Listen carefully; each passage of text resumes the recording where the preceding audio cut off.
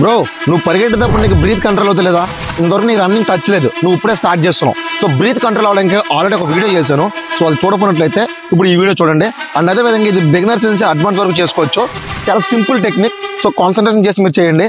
So first thing ఏంటంటే చాలా మంది చేసే మిస్టేక్ ఏంటంటే ఫస్ట్ రాగానే ఫస్ట్ చిన్నగా మీకు తెలిసిన 2-3 స్ట్రెచ్చింగ్లు చేస్తారు. అండ్ అదే విధంగా చిన్నగా ఒక 20 minutes కానీ 30 minutes కానీ లేకపోతే ఒక 5 km కానీ 6 km కానీ పరిగెట్టేసి ఇంటికి వెళ్ళిపోతారు. ఇది బిగ్ మిస్టేక్. ఫస్ట్ నీకు ఒక బ్రీత్ కంట్రోల్ అవ్వాలంటే నేను చెప్పే టెక్నిక్ ఫాలో అవ్వు, ఖచ్చితంగా రిజల్ట్ ఉంటుంది.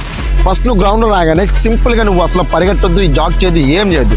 ఆరామ్సే నీకు తెలిసిన స్ట్రెచ్చింగ్ చేసుకో.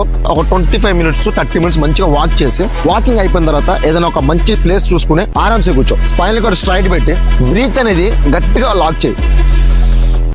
5 to 6 seconds లాక్ చేయడం వదిలేయాలి. ఇలాగ నువ్వు ఒక 15 minutes. అండ్ అదే విధంగా నెక్స్ట్ వీడియోలో బ్రీత్ కంట్రోల్ కోసం డైట్ ఎట్లా తీసుకోవాలో చెప్తాను. వీడియోని షేర్ చేయడం మర్చిపోద్దు. Thank you.